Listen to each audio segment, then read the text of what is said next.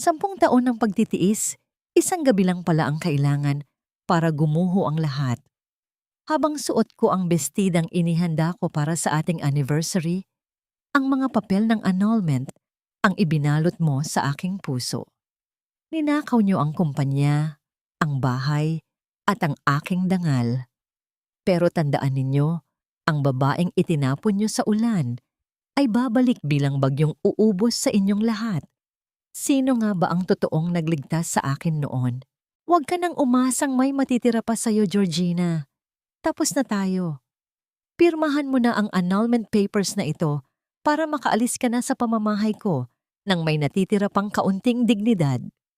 Ang tinig ni Marco ay tila isang matalim na balaraw na bumaon sa katahimikan ng hapagkainan. Ang mga salitang iyon na binigkas ng walang bakas ng pag-aalinlangan ay nanggaling sa taong pinag-alaya ni Georgina ng 10 taon ng kanyang buhay. Sa gitna ng lamesa, ang masarap na amoy ng nilutong adobo ni Georgina ay humahalo sa halimuyak ng mga sariwang rosas na maingat niyang inayos kanina lamang. Nakasuot siya ng isang mamahaling bestidang kulay rosas, ang paborito ni Marco. Dahil ang gabing ito ay dapat sana ay pagdiriwang ng kanilang ika-10 anibersaryo.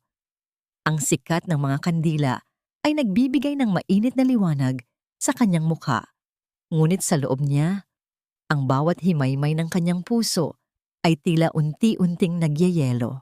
Ang kanyang mga kamay, na kanina lang ay masiglang nagbubukas ng bote ng alak, ay biglang nawalan ng lakas. Naramdaman ni Georgina ang pagsikip ng kanyang lalamunan.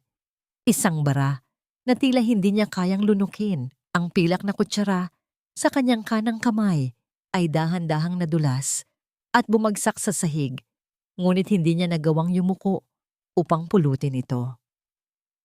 Ang bawat tibok ng kanyang puso ay naging isang mabigat na padyak sa kanyang dibdib, nakabubulag at nakabibingi. Ang paligid, na dati ay puno ng kulay, ay tila naglaho sa isang malabo at madilim na anino. Ano pang hinihintay mo? Muling udyok ni Marco, sabay hagis ng isang mamahaling panulat sa ibabaw ng mga puting papel. Huwag mo nang dulaan ang eksenang ito, Georgina. Alam nating dalawa na sa simula pa lang. Ginamit lang kita para mapalago ang Lumina Group. Ngayong nasa itaas na ako, hindi ko na kailangan ng isang asawang ang tanging alam ay magpanggap na matalino sa harap ng board members. Isang matunog na tawa ang narinig mula sa pintuan ng dining room. Pumasok si Doña Imelda, ang kanyang biyenan, na may dalang baso ng wine. Ang tingin nito ay puno ng panghahamak, tila isang reyna na nakatingin sa isang aliping wala ng silbi. Sinabi ko na sa iyo noon pa, Marco, ang mga babaeng galing sa wala ay laging babalik sa wala. Ani Doña Imelda, bago lumapit sa lamesa at itulak ang florera ng mga rosas. Nabali ang mga tangkay ng bulaklak at nagkalat ang tubig sa ibabaw ng puting mantel. Tingnan mo ang sarili mo, Georgina. Akala mo ba ay totoong minahal ka ng anak ko? Inisip mo ba na sapat na ang katalinuhan mo para mapabilang sa pamilyang ito? Isang malaking pagkakamali ang akalain mong kapantay mo kami. Ramdam ni Georgina ang init ng mga luha na nagbabantang kumawala, ngunit pinigilan niya ang mga ito. Ang kanyang mga kuko ay bumaon sa kanyang palad hanggang sa makaramdam siya ng hapdi, isang sakit na kahit papaano ay nagpapanatili sa kanya sa katotohanan. Tiningnan niya si Marco, naghahanap ng kahit maliit na bakas ng lalaking nangako sa kanya ng walang hanggang pag-ibig sa harap ng dambana.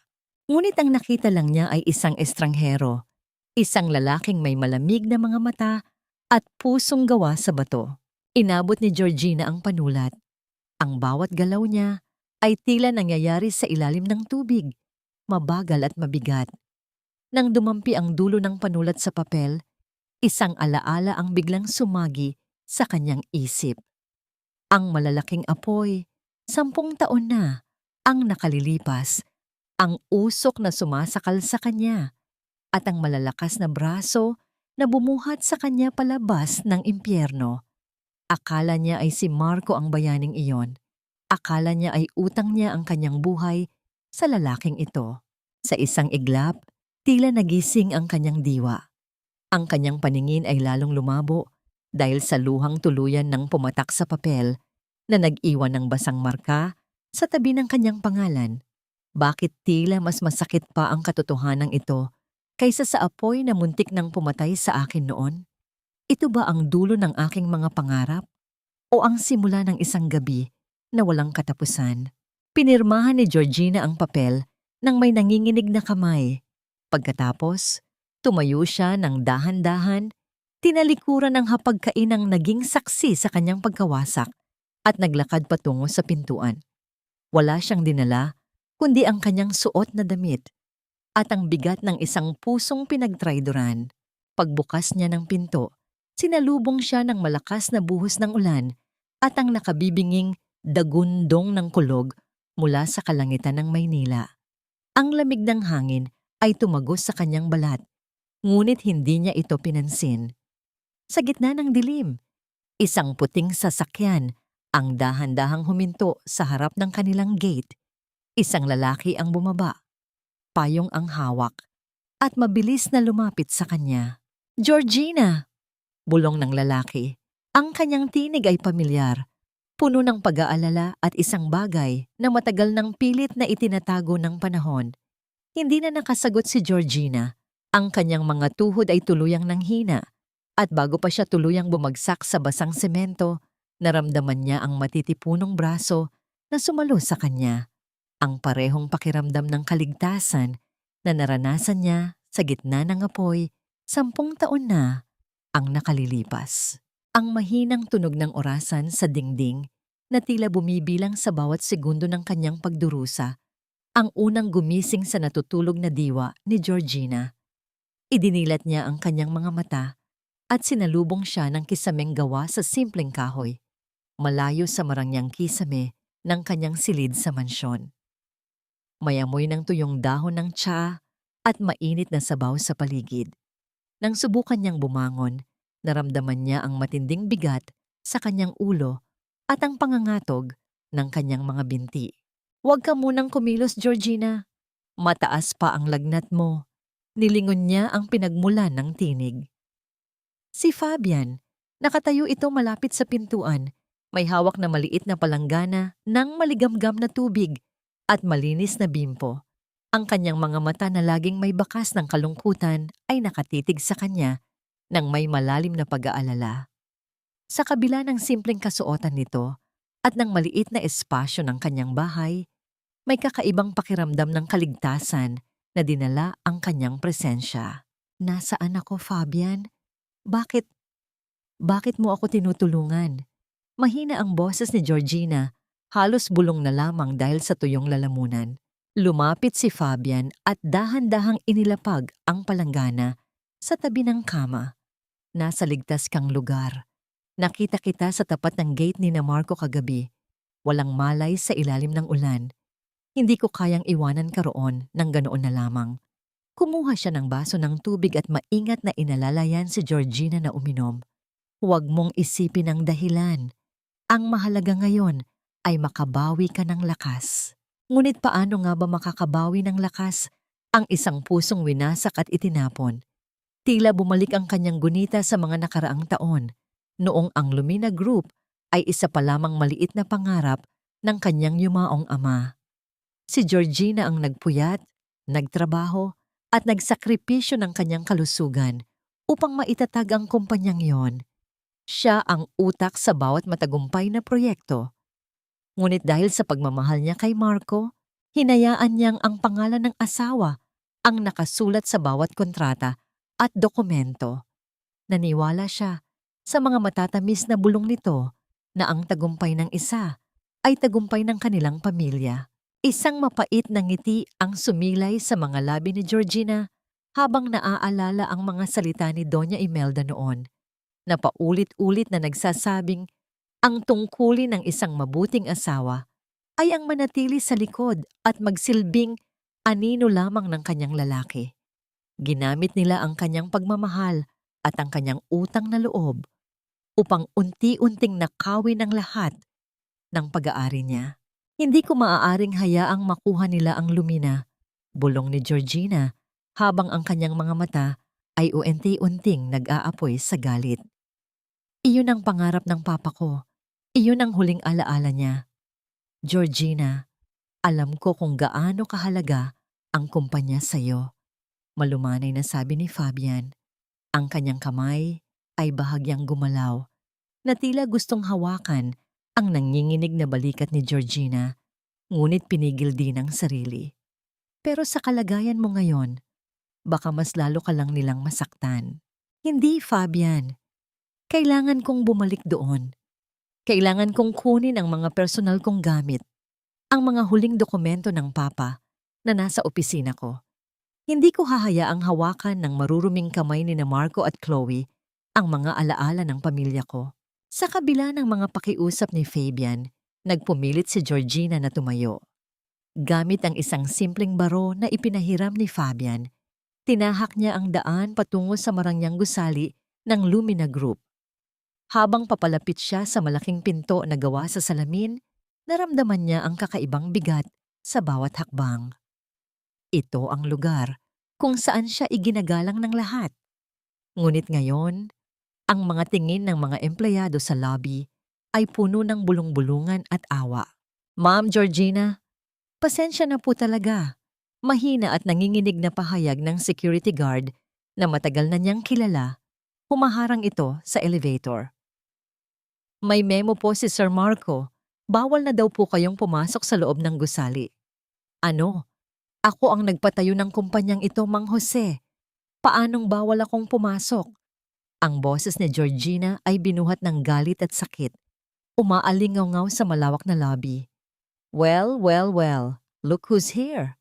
Isang matunog na tunog ng takong ng sapatos ang lumapit mula sa likod ng security guard. Si Chloe. Nakasuot ito ng isang pulang bestida na kitang-kita ang karangyaan habang hawak ang paboritong tasa ng kape ni Georgina. May nakasulat na pangalan ni Georgina sa tasang iyon, ngunit ngayon ay hawak na ito ng ibang tao. Ang akala ko ba ay malinaw na ang usapan kagabi, Georgina? Nakangiting sabi ni Chloe habang dahan-dahang humihigop ng kape. Wala ka ng koneksyon sa Lumina Group. Ang mga shares na iniwan ng tatay mo, matagal nang nailipat sa pangalan ni Marco nang pirmahan mo ang mga power of attorney noong nakaraang taon. Sadyang napakadali mong magtiwala. Chloe, huwag mong subukang ubusin ang pasensya ko. Sagot ni Georgina, ang kanyang buong katawan ay nangangatog sa matinding puot. Nasaan si Marco? Harapin niya ako. Huwag siyang magtago sa likod ng isang katulad mo. Wala rito si Marco. At kahit narito siya, sa tingin mo ba ay may oras siyang makipag-usap sa isang basang-basahan? Lumapit si Chloe. Ang kanyang mukha ay ilang pulgada na lamang ang layo kay Georgina at bumulong sa isang tonong puno ng lason. Hindi mo ba alam? Matagal ka nang pinagtatawanan ni Marcos sa likod mo. Sabi niya, nakakasawa ang mukha mo at mas lalong nakakasawa ang pagiging mabait mo. Kaya ngayon, tanggapin mo na ang katotohanan. Ikaw ang nagtanim, ngunit kami ang kakain ng bunga. Ang bawat salita ni Chloe ay tila isang hampas ng latigo sa natitirang lakas ni Georgina. Sa unang pagkakataon, naramdaman niya ang matinding pagnanais na saktan ang taong nasa harap niya. Ngunit bago pa man niya maitaas ang kanyang kamay, lumabas si Marco mula sa pinto ng opisina sa dulo ng koridor. Anong kaguluhan ito? Malamig na tanong ni Marco. Tiningnan niya si Georgina na tila ba isa itong ligaw na hayop na nakapasok sa kanyang bakuran. Georgina, sinabi ko na sa'yo, kung hindi ka pa aalis dito, ipapakaladkad kita sa mga pulis. At huwag mo nang subukang lumapit kay Miguel. Ang isang inang walang tirahan at walang trabaho ay walang karapatang magpalaki ng aking anak. Ang pangalan ng kanyang anak ay tila isang kuryenteng gumising sa natitirang lakas sa puso ni Georgina. Ang kanyang anak, ang kanyang maliit na anghel na si Miguel, ay gagamitin ni Marco upang tuluyan siyang durugin. Ito ba ang aking kabayaran Sa pagiging bulag sa pag-ibig, paano ko ililigtas ang aking anak mula sa mga kamay ng mga halimaw na ito kung ako mismo ay walang kahit na anong hawak? Tandaan mo ang araw na ito, Marco. Sabi ni Georgina, ang kanyang boses ay hindi na nanginginig, kundi naging kasing lamig ng yelo. Ninakaw ninyo ang aking kumpanya, ang aking bahay, at ang aking anak. Ngunit hinding-hindi ninyo makukuha ang aking pangalan. Babalik ako at sisiguraduhin kong ang bawat tiyentavo na ninakaw ninyo ay babayaran ninyo ng inyong sariling luha. Humarap si Georgina at naglakad palabas ng lobby. Dala ang matinding puot na ngayon ay naging bagong gasolina ng kanyang buhay. Ngunit habang pababa siya ng hagdanan ng gusali, isang malakas na busina ng sasakyan ang biglang pumutol sa kanyang pag-iisip. Isang itim na kotse ang huminto at ang salamin nito ay dahan-dahang bumaba na naglantad sa mukha ng isang tao na hindi niya inaasahang makikita muli pagkatapos ng maraming taon. Patawad, Georgina. Sinubukan kong pigilan sila pero masyadong mabilis at madulas ang pagkilos ni Marco. Ang mga salitang iyon ay nanggaling kay Attorney Ramos, ang matapat na abogado ng kanyang yumaong ama na matagal nang tinanggal ni Marco sa Lumina Group. Habang nakaupo si Georgina sa loob ng malamig na sasakyan ng matanda, dahan-dahang humuhupa ang panginginig ng kanyang katawan, ngunit ang kanyang puso ay nananatiling sugatan. Tiningnan niya ang mukha ng abogado na may bakas ng matinding panghihinayang at lungkot. Bakit, attorney? Bakit hinayaan ng papa na mapunta kay Marco ang lahat ng kapangyarihan? Tanong ni Georgina, habang ang kanyang tingin ay nakatutok sa mga patak ng ulan sa bintana na tila mga luhang walang katapusan. I gave everything to that man. I trusted him because he saved my life. Isang mabigat na buntong hininga ang kumawala kay Attorney Ramos bago niya inihinto ang sasakyan sa gilid ng isang tahimik na kalsada. Iyan ang malaking pagkakamali natin, Georgina. Bago pumanaw ang iyong ama, may iniwan siyang huling testamento. Isang kasulatan na nagsasabing ang 60% ng mga ari-arian ng Lumina Group ay mananatili sa iyo at hindi maaaring ilipat kahit kanino nang walang pahintulot mo. Ngunit matapos ang sunog 10 taon na ang nakalilipas, nang magpakasal kayo ni Marco, gumawa siya ng paraan para mapapirmahan sa iyo ang mga papeles na nagbibigay sa kanya ng buong kapangyarihan habang ikaw ay nagpapagaling pa. Naramdaman ni Georgina ang biglang pagbilis ng kanyang tibok ng puso. Ang pagtitiwala na ibinigay niya kay Marco noong mga panahong mahina, siya ay ginamit nito upang unti-unting nakawin ang kanyang buong pagkatao. May paraan pa ba, attorney? Paano ko mababawi ang anak ko? Si Miguel, ang boses ni Georgina ay muling nanginginig sa takot na baka tuluyan nang mawalay sa kanya ang kanyang munting anghel. Sa ngayon, mahirap ang laban, Georgina. Hawak ni Marco ang lahat ng pondo at ang impluwensya ng kumpanya. Ngunit huwag kang mawawalan ng pag-asa. May isang bagay na hindi alam ni Marco, isang lihim na taguan ng mga dokumento na iniwan ng iyong ama sa lumang bodega ng pamilya ninyo sa probinsya. Kung makukuha natin ang mga orihinal na titulo at ang huling sulat ng iyong ama bago siya mamatay, maaari nating patunayan na peke ang mga pirma sa paglilipat ng shares na ginamit ni Marco. Pagkatapos ng kanilang pag-uusap, inihatid ni Attorney Ramos si Georgina malapit sa tapat ng maliit na bahay ni Fabian upang hindi sila mapansin ng mga tauhan ni Marco na maaring sumusubaybay. Nang pumasok si Georgina sa loob ng bahay, sinalubong agad siya ng amoy ng mainit na sabaw ng sinigang na may gabi, ang paborito niyang ulam noong bata pa siya na madalas iluto ng kanyang ina. Nakita niya si Fabian na may ingat na nag-aayos ng hapagkainan. Walang karangyaan sa silid na yon, tanging isang maliit na mesang kahoy at 2 upuan. Ngunit may kakaibang init na nagmumula sa bawat sulok nito. Mabuti at nakabalik ka na, malumanay na sabi ni Fabian, sabay abot ng isang malinis at tuyong tuwalya. Huwag mo munang isipin ang mga nangyari sa labas. Kumain ka muna para magkaroon ka ng lakas. Naupo si Georgina at dahan-dahang humigop ng sabaw. Ang bawat patak ng mainit na sabaw ay tila nagbabalik ng buhay sa kanyang nangangatal na katawan. Habang kumakain sila sa katahimikan, pinagmasdan niya si Fabian. Ang mga kamay nito na may mga gasgas at paltos dahil sa mabibigat na trabaho ay gumagalaw ng may labis na pag-iingat kapag inaabot ang mga pagkain sa kanya. Fabian! Panimula ni Georgina habang nakatitig sa kanyang baso. Bakit mo ito ginagawa para sa akin? Marami ka ring pinagdaan ng hirap dahil sa pamilya ko noon, lalo na nang tanggalin ka ni Marco sa kumpanya. Bakit hindi mo ako iniwan? Ibinaba ni Fabian ang kanyang mga kubyertos. Tumingin siya kay Georgina nang may malalim na emosyon, isang tingin na tila naglalaman ng mga salitang hindi kayang bigkasin ng kanyang mga labi. Dahil ang utang na loob ko sa pamilya mo, Georgina, ay hindi natatapos sa pera. Ang papa mo ang nagbigay sa akin ng pagkakataong makapag-aral at ikaw. Huminto siya sandali. Ang kanyang boses ay bahagyang nanginig bago nagpatuloy. Ikaw ang liwanag na nagligtas sa akin noong mga panahong pakiramdam ko ay wala akong silbi sa mundong ito. Kaya kahit anong mangyari, hinding-hindi kita iiwan sa dilim.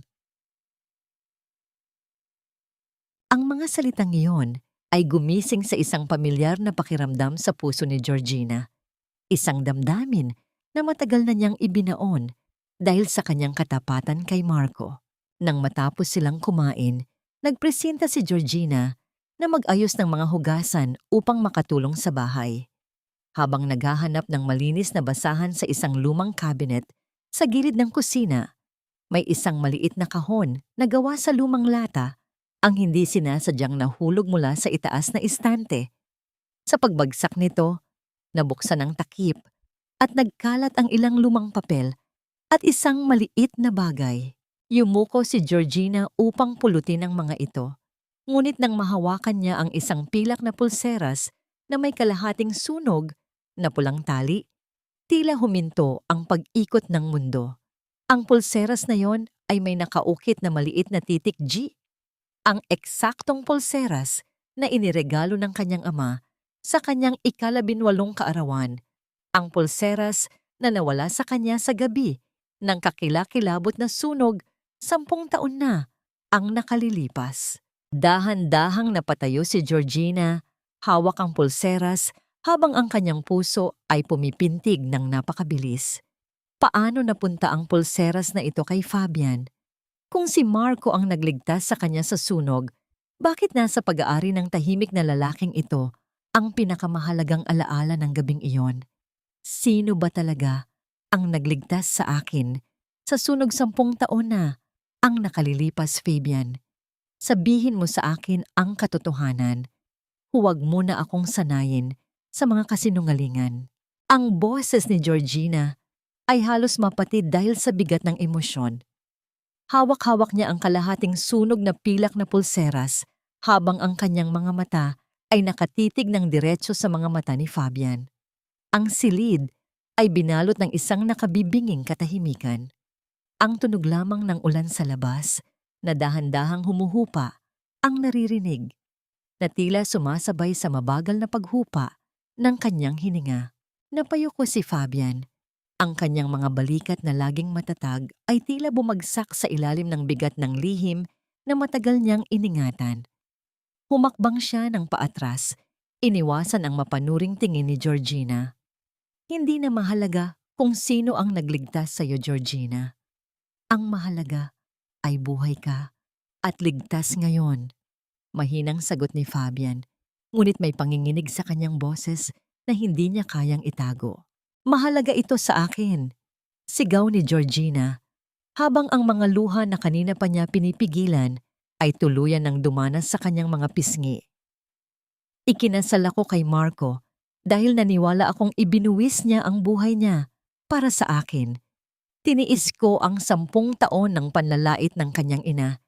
Tiniis ko ang lamig ng kanyang pakikitungo dahil inisip kong may utang na loob ako sa kanya na dapat kong bayaran habang buhay. Pero ngayon, Sabihin mo sa akin, Fabian, bakit nasa iyo ang pulseras na ito? Isang malalim na buntong hininga ang pinakawalan ni Fabian bago niya dahan-dahang inangat ang kanyang ulo. Ang kanyang mga mata ay basa na rin ng luha. Lumapit siya ng kaunti kay Georgina, ngunit nanatiling may distansya upang irespeto ang puwang nito. Ako. Pagsisimula ni Fabian, ang kanyang tinig ay puno ng lumang sakit na matagal nang ibinaon. Ako ang pumasok sa nasusunog ninyong bahay noon, Georgina. Nang makita kita sa gitna ng usok, wala akong ibang inisip kundi ang mailigtas ka. Binuhat kita palabas, ngunit bago pa man kita tuluyang madala sa ambulansya, nawalan ako ng malay dahil sa dami ng usok na pumasok sa baga ko. Nang magising ako sa ospital, makalipas ang 3 araw, nalaman ko na lamang na ibinalita na ni Marco sa lahat na siya ang nagligtas sa iyo. Hawak niya ang pulseras mo na nahulog ko habang binubuhat kita. Napaatras si Georgina. Tila ba ang mga salita ni Fabian ay mga pisikal na tulak na nagpapahina sa kanyang mga tuhod. Napahawak siya sa gilid ng mesa upang hindi tuluyang mabuwal. Ang buong buhay niya, ang kanyang pagsasakripisyo, ang kanyang kasal. Lahat ng yon ay itinayo sa ibabaw ng isang dambuhalang kasinungalingan. Ginamit ni Marco ang kabutihang loob at ang tapat na puso ni Fabian upang nakawin ang pag-ibig at ang yaman na para sa kanya. Ang utang na loob na naging tanikala ni Georgina sa loob ng 1 dekada ay isa palang ilusyon na gawa ng isang mapagsamantalang tao. Bakit hindi mo sinabi sa akin noon pa? Tanong ni Georgina. Ang kanyang boses ay tila isang iyak na walang tunog. Dahil nakita kong masaya ka na sa tabi niya at natatakot akong sirain ang pamilyang binuo mo. Sagot ni Fabian, habang ang kanyang kanang kamay ay dahan-dahang sumalat sa kanyang sariling dibdib, kung saan may nakatagong malalim na peklat ng sunog na hinding-hindi nakita ni Georgina. Para sa akin, sapat nang makita kang ligtas, kahit na ibig sabihin yon ay ang panoorin ka mula sa malayo sa piling ng iba. Habang nagaganap ang emosyonal na paghaharap na ito sa maliit na bahay ni Fabian, sa kabilang dako ng lungsod, sa loob ng marangyang mansyon na dating pag-aari ni Georgina, si Marco ay balisa habang naglalakad sa kanyang malawak na sala. Kailangan nating mahanap ang lumang bodega ng tatay niya sa probinsya, Chloe, sabi ni Marco, habang hawak ang isang baso ng alak na nanginginig ang mga kamay. Sinabi ng espiya ko na nakita si Georgina na kasama si Attorney Ramos ngayon. Kung mahanap nila ang mga dokumentong iniwan ng matanda bago natin makuha ang mga yon, mawawalan ng saysay ang lahat ng ginawa natin. Huwag kang mag-alala, Marco, tugon ni Chloe, habang dahan-dahang lumalapit sa kanya at hinahaplos ang kanyang balikat. Nakaalis na ang mga tauhan ko upang subaybayan si Georgina. Kahit saan siya pumunta, susunod sila. Kung kailangang gamitin natin ang bata para mapilitan siyang ibigay ang impormasyon, gagawin natin. Sa tabi ng bintana, si Doña Imelda ay nakatingin sa labas. May hawak na telepono at may malamig na ngiti sa kanyang mga labi. Huwag mong hayaang makalapit ang hampas lupang yon sa aking apo, Marco. Tapusin mo na ang laban na ito bago pa niya makuha ang simpatiya ng publiko. Balik sa maliit na silid ni Fabian, naramdaman ni Georgina ang isang bagong lakas na dumadaloy sa kanyang mga ugat. Ang pagkawala ng kanyang huwad na utang na loob kay Marco ay hindi nagdala ng kahinaan, kundi ng isang ganap na kalayaan. Tumingin siya kay Fabian, ang tunay na bayani ng kanyang buhay, ang lalaking nagtiis ng maraming taon ng pananahimik para lamang sa kanyang kaligtasan. Fabian, sabi ni Georgina habang dahan-dahang pinupunasan ang kanyang mga luha. Kailangan nating pumunta sa lumang bodega ng Papa sa probinsya. Doon matatagpuan ang huling pag-asa ko para mabawi ang lahat ng satin. Tumango si Fabian, handang sumunod sa kanya kahit sa dulo ng daigdig. Ngunit nang dahan-dahang lumapit si Georgina sa bintana, Upang tingnan ang labas, napansin niya ang isang estrangherong lalaki na nakatayo sa ilalim ng poste ng ilaw sa kabilang panig ng kalsada. May hawak na telepono at nakatingin ng diretso sa kanilang pintuan. Huwag kang titingin ng diretso sa kanya, Georgina. Ang mahinang bulong ni Fabian ay naging sapat na babala upang dahan-dahang umatras si Georgina mula sa bintana. Mabilis, ngunit walang tunog na hinila ni Fabian ang manipis na kurtina upang takpan ang kanilang silid mula sa mapanuring tingin ng estranghero sa labas. Sa ilalim ng malamlam na liwanag ng nag-iisang bumbilya, ang kanilang mga anino ay tila nagsasama sa pader, parehong kabado, ngunit may determinasyong lumaban. Sila ang mga tauhan ni Marco, mahinang wika ni Georgina habang ang kanyang kanang kamay ay dahan-dahang humawak sa kanyang dibdib, pinapakiramdaman ang mabilis na tibok ng kanyang puso. Alam niyang kasama ko si Attorney Ramos. Alam niyang hindi ako basta-basta susuko. Tumango si Fabian, ang kanyang mukha ay naging seryoso. Hindi na tayo ligtas dito. Kung nahanap nila ang bahay ko, ibig sabihin ay binabantayan na nila ang bawat kilos natin. Kailangan nating umalis bago pa sila gumawa ng mas masamang hakbang. Sa tulong ng dilim at ng pamilyar na mga eskinita sa likod bahay, dahan-dahang tinahak ni na Georgina at Fabian ang daan patungo sa isang maliit na distrito sa labas ng lungsod.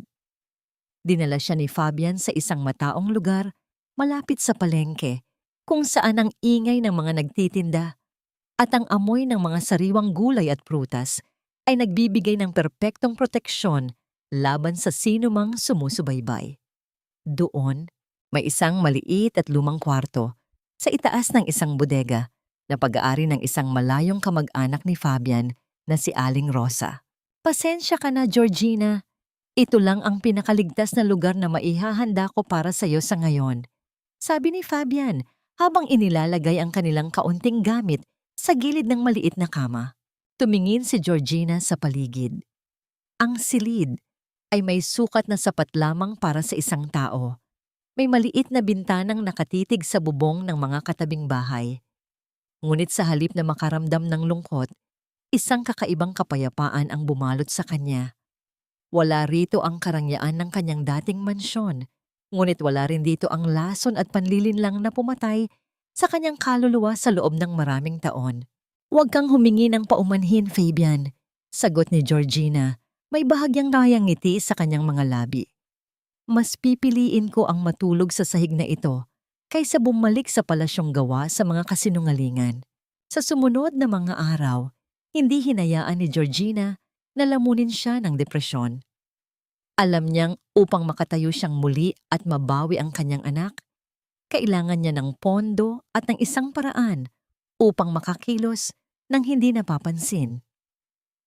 Sa tulong ng matalas niyang isip sa negosyo, iminungkahi niya kay Fabian na magtayo sila ng isang maliit na stall sa gilid ng palengke na nagbebenta ng mga bulaklak at mga simpleng handmade na dekorasyon. Si Fabian ang naghahanap ng mga murang supplier ng mga bulaklak mula sa probinsya, habang si Georgina naman ang nag-aayos ng mga disenyo. Ang kanyang mga kamay, na dating bihasa sa pagpindot ng mamahaling laptop at pagpirma ng mga milyon-milyong kontrata, ngayon ay dahan-dahang nasasanay sa paggupit ng mga sanga, pag-aayos ng mga tinik ng rosas, at pagtali ng mga simpleng laso. Isang hapon, habang nag-aayos sila ng mga bagong dating na bulaklak, hindi sinasadyang nadampi ang kamay ni Fabian sa kamay ni Georgina habang sabay nilang inaabot ang isang pulang rosas.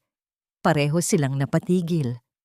Tumingin si Fabian sa kanyang mga mata at sa unang pagkakataon, nakita ni Georgina ang sarili sa mga matang iyon. Hindi bilang isang kaawa-awang biktima, kundi bilang isang magandang babae na karapat-dapat alagaan. May dumi ka sa pisngi, mahinang sabi ni Fabian, bago dahan-dahang itinaas ang kanyang kamay upang punasan ang munting mantsa ng lupa sa mukha ni Georgina. Ang init ng kanyang daliri ay tila isang banayad na haplos na nagpagising sa natutulog na damdamin ng babae. Salamat, Fabian, sa lahat, bulong ni Georgina. Ngunit ang kanilang munting kapayapaan ay tila isang mabilis na panaginip lamang. Habang abala si Georgina sa pagbibilang ng kanilang kaunting kita para sa araw na yon, ang kanyang telepono na nakalagay sa ibabaw ng lamesa ay dahan-dahang nanginig na nagpapakita ng isang mensahe mula sa isang hindi kilalang numero. Nang buksan niya ang mensahe, tila tumigil ang pagdaloy ng dugo sa kanyang buong katawan. Isang larawan ang kalakip nito, ang larawan ng kanyang anak na si Miguel na nakaupo sa loob ng isang madilim na silid. Hawak ang kanyang paboritong laruan at may mga bakas ng tuyong luha sa kanyang pisngi. Kasunod ng larawan ang isang maikling teksto. Isang maling galaw mo lang, Georgina, o kung magsusumbong ka kay Attorney Ramos, sisiguraduhin kong hindi mo na muling mayayakap ang anak mo. Manatili ka kung nasaan ka man at kalimutan mo na ang Lumina Group. Nabitawan ni Georgina ang hawak niyang pera na nagkalat sa basang semento ng kanilang maliit na stall. Ang kanyang buong mundo ay muling niyanig ng isang malupit na katotohanan. Hindi titigil si Marco hanggat hindi siya tuluyang nadudurog. Huwag kang matakot, Georgina. Tingnan mo ng mabuti ang larawan. Ang banayad ngunit matatag na tinig ni Fabian ay tila isang angkla na humila kay Georgina mula sa malalim na bangin ng takot. Hinawakan ni Fabian ang nanginginig niyang kamay at inilapit ang screen ng telepono sa ilalim ng ilaw.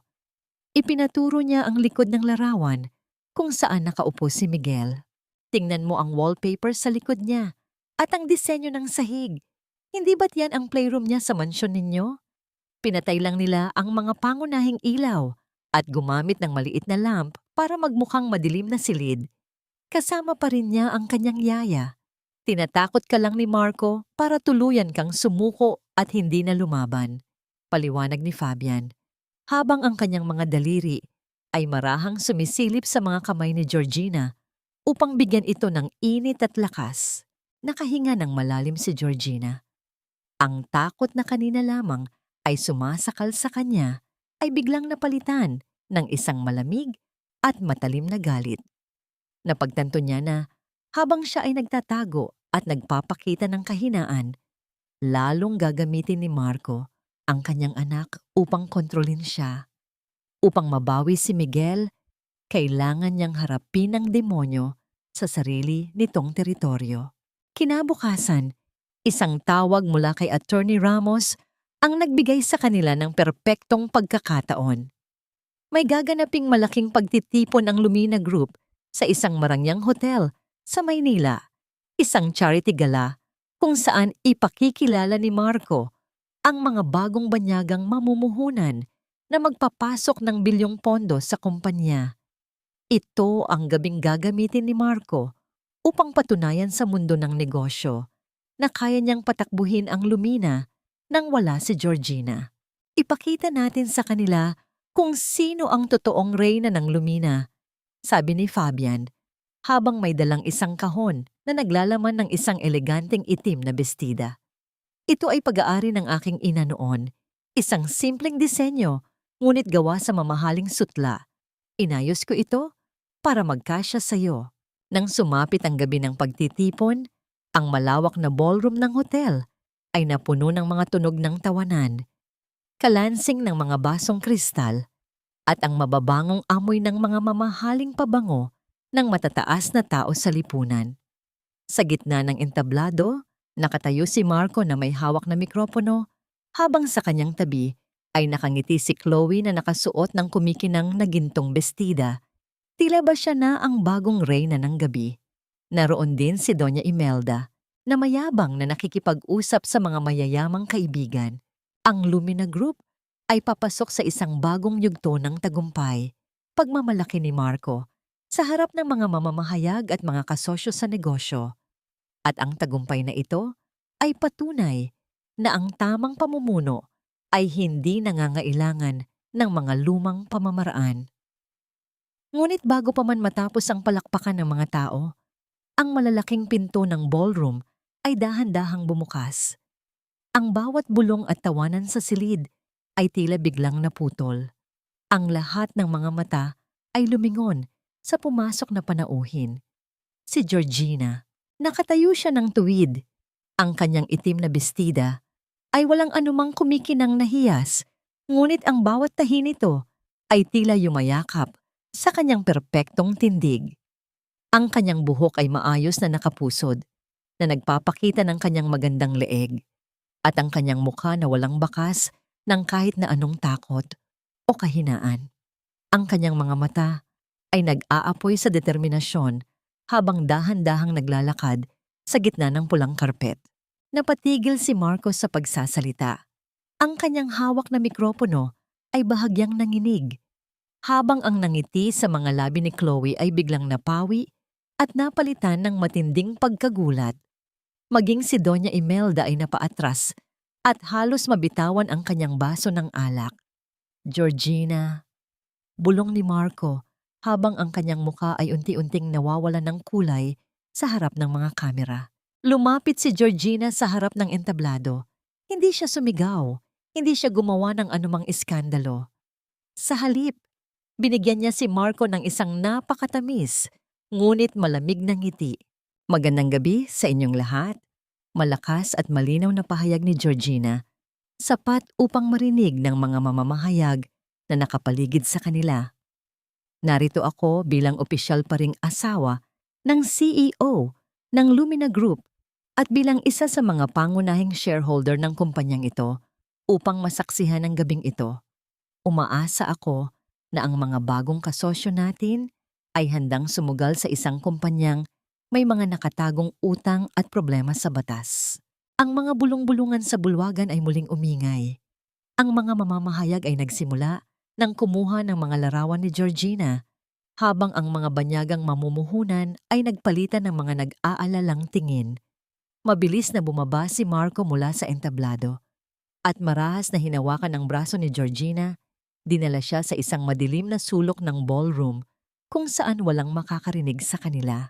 Anong sa tingin mo ang ginagawa mo, Georgina? Galit na bulong ni Marco habang ang kanyang mga ngipin ay naglalapat sa matinding poot. Gusto mo bang sirain ang kumpanya?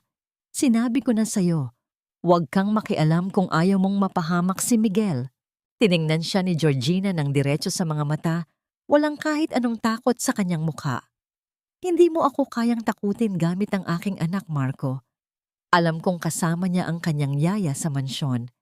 At tandaan mo ito, ang bawat pader ng Lumina ay binuo ko. Kung sisirain mo ako, sisiguraduhin kong kasama mong babagsak ang kumpanyang ito. Namutla si Marco na pagtanto na ang babaeng nasa harap niya ngayon ay hindi na ang mahina at masunuring asawa na maaari niyang manipulahin anumang oras. Ngunit bago pa man makasagot si Marco, lumapit si Chloe at bumulong sa likod nito habang nakatingin kay Georgina nang may mapanganib na ngiti. Huwag kang masyadong mayabang, Georgina, bulong ni Chloe. Maaring ligtas si Miguel sa playroom niya ngayon, pero bukas ng umaga, aalis ang isang pribadong eroplano patungong ibang bansa at kasama doon ang anak mo. Hinding-hindi mo na siya makikita muli, maliban na lamang kung pipirmahan mo ang pagsuko ng lahat ng iyong karapatan ngayon ding gabi. Hindi mo kayang ilayo sa akin ang aking anak, Chloe. Kahit ubusin ko ang huling patak ng dugo ko, babawiin ko si Miguel. Ang mga salitang yon ay binigkas ni Georgina nang may mariing determinasyon habang unti-unting lumalayo kay Chloe. Hindi na niya hinintay pa ang susunod na sasabihin ng kabit ni Marco. Sa bawat hakbang niya palayo, sa nagniningning na bulwagan ng hotel, naramdaman niya ang malamig na simoy ng gabi na tila nagpapagising sa kanyang natutulog na lakas. Sa labas ng hotel, naghihintay si Fabian sa tabi ng kanyang simpleng sasakyan. Nang makita niya ang mukha ni Georgina na basang-basa ng luha ngunit may matigas na anyo, agad siyang lumapit upang alalayan ito. Sumunod din si Attorney Ramos na may hawak na makakapal na folder. Anong nangyari, Georgina? Nag-aalalang tanong ni Fabian habang pinapapasok siya sa loob ng sasakyan. Ipapalipad nila si Miguel palabas ng bansa bukas ng umaga. Nanginginig ang boses ni Georgina, ngunit puno ng puot. Gagamitin nila ang isang pribadong eroplano. Kung hindi ko pipirmahan ang pagsuko ng aking mga shares sa Lumina Group ngayong gabi, Hinding-hindi ko na makikita ang anak ko. Napakunot ang noo ni Attorney Ramos. Masyadong madulas si Marco. Hindi natin makukuha ang whole departure order mula sa korte sa loob ng ilang oras lamang, lalo na't gabi na. Ngunit may isang paraan upang mapilitan natin siyang ihinto ang pag-alis ng eroplano. Tumingin si Georgina sa matandang abogado. Ano po iyon, attorney? Ang lumang bodega ng pamilya mo sa Laguna. Seryosong sagot ni Attorney Ramos. Bago ang sunog 10 taon na ang nakalilipas, ang iyong ama ay may hawak na pribadong investigasyon laban kay Marco. May hinala siya na si Marco ay may malaking kinalaman sa serye ng nakalilitong nakawan ng pondo sa kumpanya. Ngunit bago pa man niya ito maiulat sa mga otoridad, naganap ang sunog kung saan pumanaw ang iyong ama. Kung mahanap natin ang mga orihinal na dokumento ng investigasyong yon na itinago ng iyong ama sa isang lihim na compartment sa bodega, maaari nating iharap kay Marco ang kasong arson at murder. Kapag nalaman niyang hawak natin ang katotohanan tungkol sa sunog, mapipilitan siyang ibalik si Miguel sa iyo kapalit ng kanyang kalayaan. Ang sunog, ang trahedyang kumitil sa kanyang ama at muntik na ring umagaw sa kanya ng kinabukasan. Ngunit ang posibilidad na hindi iyon simpleng aksidente, kundi isang sadyang plano para patahimikin ang kanyang ama, ay nagpadala ng lamig sa buong katawan ni Georgina. Ibig sabihin, bulong ni Georgina, nanlalaki ang mga mata sa gulat. Hindi lang basta magnanakaw si Marco, siya ay kasangkot sa lahat ng nangyari noon. Isang mamamatay tao. Pagpapatuloy ni Fabian, ang kanyang boses ay naging kasing lamig ng gabi. Ang kanyang mga kamay sa manibela ay humigpit hanggang sa mamuti ang kanyang mga kasukasuan. Huwag na nating sayangin ang oras, Georgina. Pupunta tayo sa Laguna ngayon din. Ang biyahe patungo sa probinsya ay binalot ng isang mabigat na katahimikan. Ang banayad na pag-ugong ng makina ng sasakyan sa malawak na highway ay tila nakikipag-unahan sa oras. Habang dahan-dahang sumisikat ang buwan sa likod ng mga ulap, pinagmasdan ni Georgina ang daan. Naalala niya ang kanyang ama, ang mga huling salita nito na nagpapaalala sa kanya na maging matatag at laging magtiwala sa kanyang sariling kakayahan. Nang marating nila ang lumang ari-arian sa Laguna, sinalubong sila ng isang abandonadong bodega na napalilibutan ng matataas na ligaw na damo. Ang kalawanging tunog ng malaking pinto nang dahan-dahan itong itulak ni Fabian ay bumasag sa katahimikan ng gabi. May amoy ng lumang papel, alikabok at basang kahoy sa loob. Gamit ang maliliit na flashlight, sinimulan nilang hanapin ang lihim na compartment na sinasabi ni Attorney Ramos. Lumapit si Georgina sa lumang mesa ng kanyang ama na bahagyang nasunog sa gilid. Hinaplos niya ang magaspang na ibabaw nito. Isang luha ang pumatak mula sa kanyang mata nang makita ang isang maliit na ukit sa ilalim ng drawer, isang guhit ng isang maliit na bulaklak na ginawa niya noong siya ay bata pa upang pasayahin ang kanyang ama sa trabaho. "Papa?" bulong niya, habang naramdaman ang muling pagbuhos ng pangungulila. "Georgina, tingnan mo ito," tawag ni Fabian mula sa dulo ng bodega, malapit sa isang lumang pader na gawa sa makapal na semento. May isang maliit na puwang sa pagitan ng mga brick na tila maluwag. Maingat na tinanggal ni Fabian ang mga bato at doon ay tumambad ang isang metal na kahon na may kalawang ngunit nananatiling sarado. Gamit ang isang bakal na kagamitan, dahan-dahang binuksan ni Fabian ang kahon. Sa loob nito ay may ilang makakapal na papel, isang lumang tape recorder at isang gintong lighter na may nakaukit na inisyal ng pangalan ng pamilya ni Marco. Ngunit ang pinakamalaking nakagugulat ay ang isang ulat ng investigasyon ng bumbero na hindi kailanman inilabas sa publiko. Nakasaad doon na ang pinagmulan ng apoy sa kanilang bahay ay sadyang nilagyan ng petrolyo at ang lighter na natagpuan sa tabi ng pinagmulan ng apoy ay pag-aari ng pamilya ni Marco. "Hawak na natin ang katotohanan," sabi ni Attorney Ramos na may halong kaba at galak. Ito ang magpapabagsak kay Marco. Ngunit bago pa man nila maingat na maitabi ang mga dokumento, isang nakasisilaw na liwanag mula sa labas ng bodega ang biglang tumama sa kanilang mga mata. Ang tunog ng mga gulong ng sasakyan na mabilis na huminto sa basang lupa ay bumasag sa katahimikan. Dahan-dahang lumapit si Fabian sa pinto upang sumilip. Nang lumingon siya kay Georgina, ang kanyang mukha ay puno ng matinding panganib. Nahanap nila tayo, bulong ni Fabian. Nasa labas ang mga tauhan ni Marco at hinarangan nila ang tanging daan palabas. Sumunod kayo sa akin, dalian ninyo. Ang mahinang utos ni Fabian ay bumasag sa matinding kaba sa loob ng bodega, habang ang mga yabag ng mabibigat na sapatos ng mga tauhan ni Marco ay papalapit sa harapang pinto. Mabilis na iginabay ni Fabian sina Georgina at Attorney Ramos patungo sa pinakalikod ng gusali. Doon ay may isang lumang bintanang gawa sa kahoy na natatakpan ng makapal na baging ng mga ligaw na halaman. Gamit ang kanyang buong lakas, dahan-dahang tinulak ni Fabian ang bintana nang walang nililikhang ingay. Isa-isang lumabas ang matandang abogado at si Georgina bago mabilis na sumunod si Fabian. Gumapang sila sa ilalim ng matataas na talahib patungo sa gilid ng irigasyon kung saan nakatago ang kanilang sasakyan. Nang marinig nila ang galit na sigawan ng mga tauhan ni Marco sa loob ng bodega dahil sa pagtakas ng kanilang target, mabilis na pinaandar ni Fabian ang makina. Ang sasakyan ay humarurot sa madilim na kalsada ng probinsya, habang ang langit sa silangan ay dahan-dahang nagbabago ang kulay mula sa madilim na asul patungo sa maputlang kahel. Kailangan nating marating ang private hangar sa loob ng 1 oras, wika ni Attorney Ramos habang hawak ang kanyang dibdib na tila kinakapos ng hininga sa pagod. Kung hindi, tuluyan ng makakaalis ang eroplano. Niyakap ni Georgina ang metal na kahon na naglalaman ng katotohanan. Sa bawat segundong lumilipas, tila nararamdaman niya ang bawat tibok ng puso ng kanyang anak na si Miguel.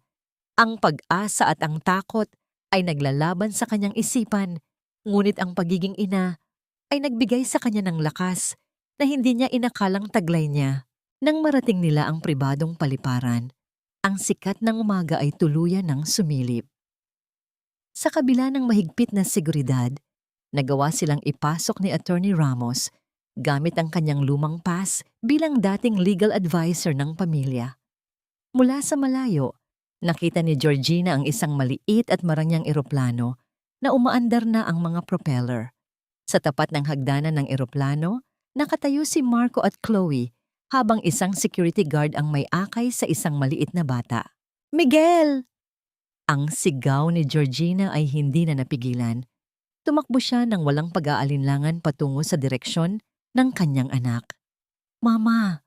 Mama! Tulong!" Ang boses ng munting si Miguel, na puno ng matinding takot at basag sa pag-iyak, ay tila isang matalim na kutsilyo na sumaksak sa puso ni Georgina. Sinubukan ng bata na kumawala sa pagkakahawak ng guard upang tumakbo patungo sa kanyang ina, ngunit mabilis siyang hinawakan ni Marco sa magkabilang balikat at binuhat pabalik. "Huwag kang lalapit, Georgina!" Sigaw ni Marco habang may malamig at walang pusong nangiti sa kanyang mukha. Ginamit niya ang sarili niyang katawan bilang kalasag sa harap ng umiiyak na bata. Isang hakbang pa at ipapasok ko na si Miguel sa loob ng eroplano. Hinding-hindi mo na siya makikita muli. Napatigil si Georgina. Ang kanyang mga paa ay tila napako sa semento ng runway. Ang kanyang buong katawan ay nanginig habang nakikita ang mga luha ng kanyang anak na walang humpay sa pag-agos. Ang maliit na mukha ni Miguel ay namumula na sa takot at pag-iyak, habang paulit-ulit na tinatawag ang kanyang pangalan. "Mama, gusto ko nang umuwi. Mama, hawakan mo ako. Marco, pakiusap." Lumuhod si Georgina sa malamig na semento. Isang posisyon ng sukdulang pagpapakumbaba na hinding-hindi niya gagawin para sa kanyang sarili, ngunit handa niyang gawin para sa kanyang anak. "Huwag mong isama si Miguel. Kunin mo na ang lahat sa akin, ang kumpanya, Ang pera, ibigay mo lang sa akin ang anak ko. Madali lang naman ang usapan, Georgina. Sabi ni Chloe na dahan-dahang lumapit sa tabi ni Marco. May hawak na isang pirasong papel. Ibigay mo sa amin ang metal na kahon na nakuha ninyo sa Laguna at pirmahan mo ang waiver na ito na nagpapatunay na wala ka ng anumang karapatan o shares sa Lumina Group. Pagkatapos niyan, maaari mo nang makuha ang bata. Tumingin si Georgina kay Fabian na nakatayo sa kanyang likod. Nakita niya ang lungkot at ang galit sa mga mata ni Fabian. Ngunit alam din nito na para sa isang ina, walang anumang yaman o hustisya ang mas mahalaga kaysa sa buhay ng kanyang anak. Ibigay mo na, Georgina. Mahinang bulong ni Fabian. Bawiin natin si Miguel. Gagawa tayo ng ibang paraan. Inabot ni Georgina ang panulat mula kay Chloe. Sa ibabaw ng malamig na semento, pinirmahan niya ang dokumentong nag-aalis sa kanya ng lahat ng kanyang pinaghirapan. Pagkatapos, dahan-dahan niyang itinulak ang metal na kahon patungo sa paanan ni Marco. Ngayon, ibigay mo na ang anak ko, sabi ni Georgina. Ang kanyang tinig ay puno ng matinding sakit, ngunit may kasamang kakaibang lamig. Ngumiti ng mapanganib si Marco. Binitawan niya si Miguel at ang bata ay mabilis na tumakbo at sumubsob sa yakap ng kanyang ina. Niyakap ng napakahigpit ni Georgina si Miguel. Ibinaon ang mukha sa maliit na balikat ng bata habang pareho silang umiiyak sa gitna ng runway. Ngunit habang hawak ni Marco ang metal na kahon, humarap siya kay Chloe at tumango. Salamat sa mga dokumento, Georgina. Natatawang sabi ni Marco habang papaakyat sa eroplano. Pero sa tingin mo ba ay hahayaan ko kayong mabuhay ng tahimik pagkatapos nito? Attorney Ramos, salamat sa pagdadala sa amin sa huling ebidensya ng tatay niya. Sa likod ni na Georgina, ilang sasakyan ng mga pulis ang biglang pumasok sa runway na may kasamang malalakas na ilaw. Ngunit sa halip na lumapit kay Marco, ang mga pulis ay mabilis na bumaba at tinutukan ng mga sandata sina Fabian at Attorney Ramos. Kayo ay arestado sa kasong pagnanakaw ng mga dokumento ng Lumina Group at trespassing. Saad ng isang opisyal ng pulisya na may hawak na warrant na malinaw na nilagdaan ng isang hukom na binayaran ni Marco. Huwag kang titingin sa kanila, Miguel. Ipikit mo ang iyong mga mata, anak. Ibinulong ito ni Georgina habang mahigpit na niyayakap ang kanyang anak sa gitna ng malamig na semento ng runway. Ayaw niyang makita ng bata ang marahas na pagposas ng mga pulis kay Fabian at Attorney Ramos. Sa kabila ng kanyang sitwasyon, tumingin si Fabian kay Georgina nang may malalim na pagmamahal at determinasyon. Ang kanyang mga labi ay dahan-dahang gumalaw upang bigkasin ang mga huling salita bago siya isakay sa loob ng mobile ng pulisya. Huwag kang susuko, protektahan mo si Miguel. Nang umalis ang mga sasakyan ng pulis kasabay ng paglipad ng eroplano nina Marco at Chloe patungo sa himpapawid, naiwang mag-isa si Georgina sa malawak na paliparan. Hawak ang kamay ng kanyang anak. Naglakad siya palabas ng hangar nang may mabigat na hakbang ngunit may pusong nag-aapoy sa galit. Dinala niya si Miguel pabalik sa maliit na kwarto sa itaas ng bodega ni Aling Rosa. Habang pinapanood niyang dahan-dahang makatulog ang bata dahil sa labis na kapaguran at pag-iyak, naramdaman ni Georgina ang muling pagbuhos ng sakit. Ngunit alam niyang wala na siyang oras para umiyak. Nakakulong si Fabian dahil sa pagtatanggol sa kanya. Kailangan niyang gumawa ng paraan. Naalala niya ang huling sandali bago dinala ng mga pulis si Attorney Ramos. May ibinulong ito sa kanya habang palihim na inilalagay ang isang maliit na memory card sa loob ng bulsa ng kanyang itim na bestida. Mabilis na kinapkap ni Georgina ang kanyang bulsa at nahanap ang maliit na itim na card. Gamit ang isang lumang laptop na ipinahiram ni Aling Rosa, isinalpak niya ang card.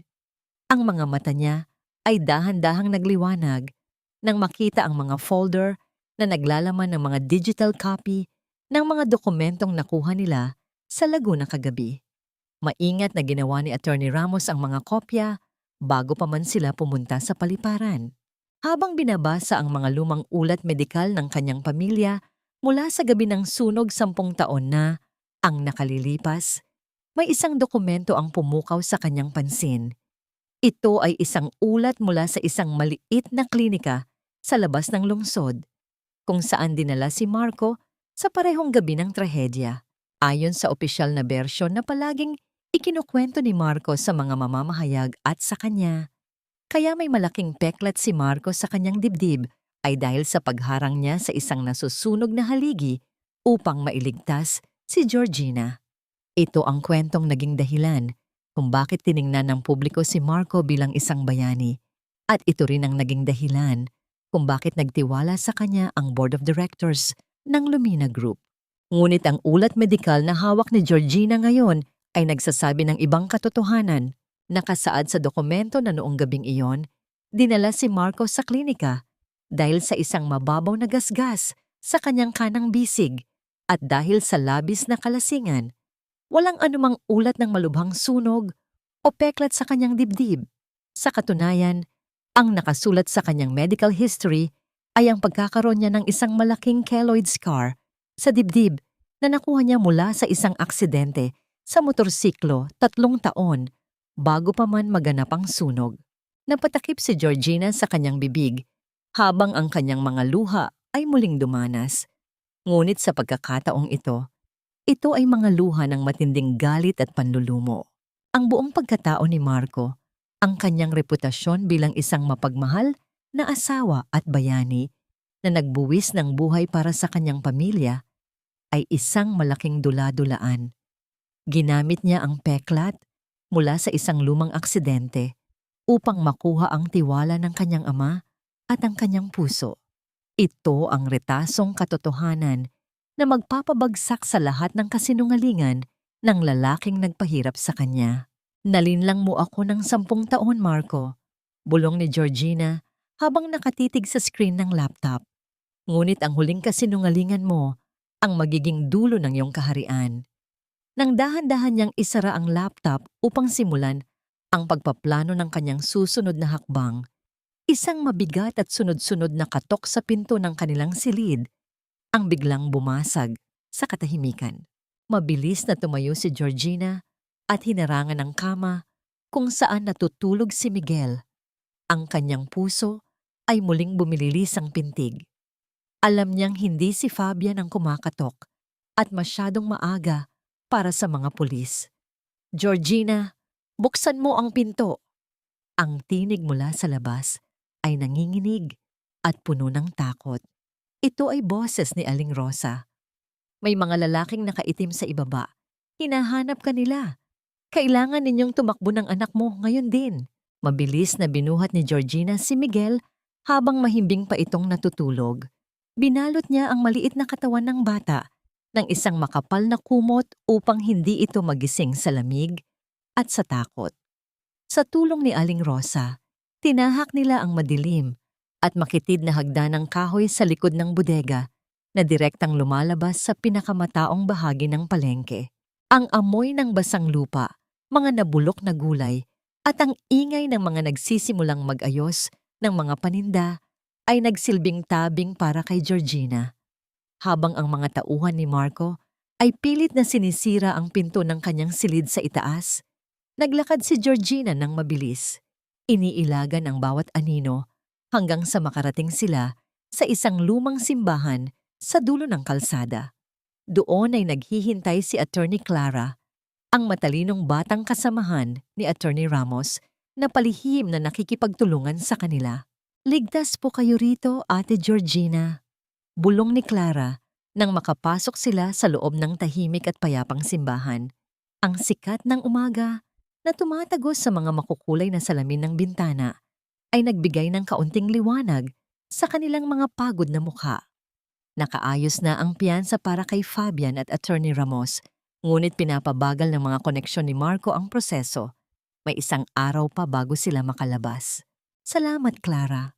Mahinang sagot ni Georgina habang dahan-dahang inilalapag si Miguel sa isa sa mga mahahabang upuang kahoy. Hinaplos niya ang buhok ng kanyang anak. Kailangan nating kumilos ng mabilis. Habang may hawak na kapangyarihan si Marco, hinding-hindi tayo tatahakin ng kapayapaan. May magandang balita ako, sabi ni Clara, sabay abot ng isang tablet. Dahil sa ginawa mo sa gala, naging kahina-hinala si Marco sa mga banyagang investors. Nagdemand sila ng isang biglaang financial audit bago nila pirmahan ang huling kasunduan. At dahil doon, nagkakagulo ngayon ang pamunuan ng Lumina. Isang matatalas na kaisipan ang pumasok sa isip ni Georgina. Alam niya ang kahinaan ng bawat pader ng Lumina. At higit sa lahat, alam niya ang kahinaan ng relasyon ni na Marco at Chloe. Ang kanilang pagsasama ay hindi itinayo sa pag-ibig, kundi sa interes at kasakiman sa salapi. Gamit ang mga dokumentong nakuha niya mula sa memory card ni Attorney Ramos, gumawa si Georgina ng isang hakbang. Nagpadala siya ng isang hindi nakapangalang email kay Chloe na naglalaman ng mga bank transaction ni Marco.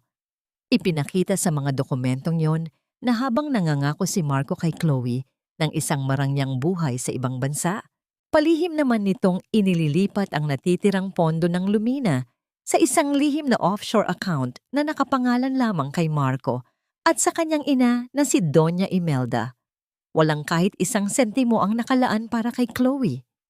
Kasama rin sa email ang ulat medikal na nagpapatunay na peke ang kabayanihan ni Marco.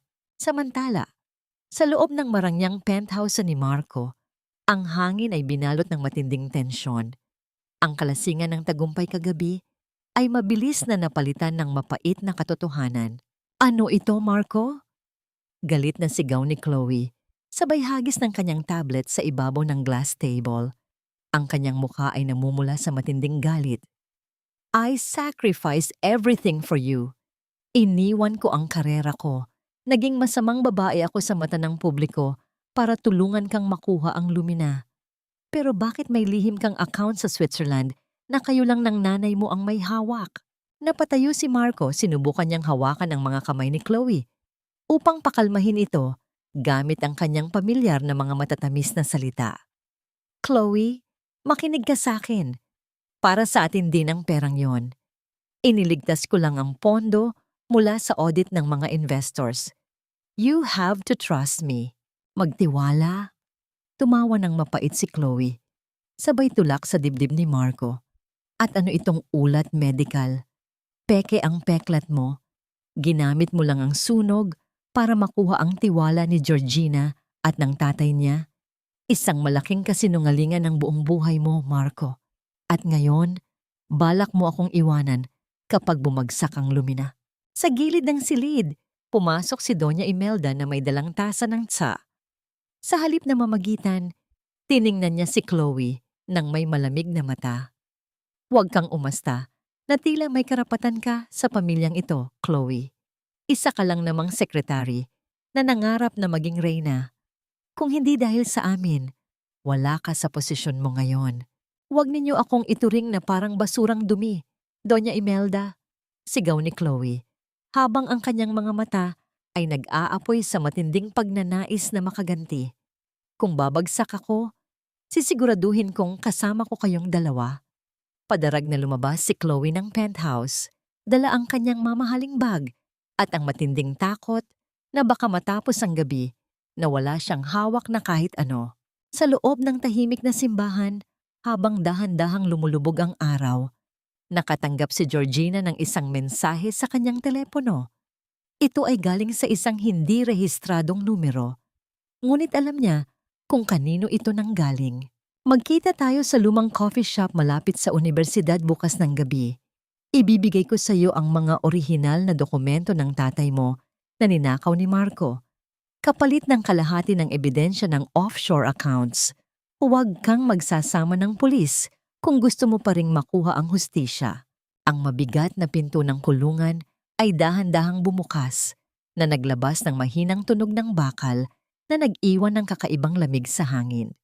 Lumabas si Fabian na may kaunting pasa sa gilid ng kanyang labi, ngunit ang kanyang mga mata ay agad na nagliwanag nang makita si Georgina na naghihintay sa labas, kasama si Miguel na mahigpit na nakahawak sa kanyang kamay. Walang pag-aalinlangan na lumapit si Georgina at niyakap si Fabian. Ang yakap na yon ay hindi lamang pasasalamat. Ito ay ang pagsasama ng dalawang kaluluwang matagal nang pinaghiwalay ng mga kasinungalingan. Naramdaman ni Georgina ang lakas ng dibdib ni Fabian at ang init ng kanyang hininga sa kanyang balikat. Isang pakiramdam ng tunay na kaligtasan na matagal nang ipinagkait sa kanya ng tadhana. Salamat sa Diyos! Nakalabas ka na! Bulong ni Georgina habang ang kanyang mga mata ay basa ng luha ng kagalakan. Salamat kay Attorney Clara, sagot ni Fabian. Sabay haplos sa ulo ng munting si Miguel na agad ding yumakap sa kanyang binti. Sabi ko sa'yo, hinding-hindi kita iiwan. Bumalik sila sa ligtas na silid sa loob ng simbahan.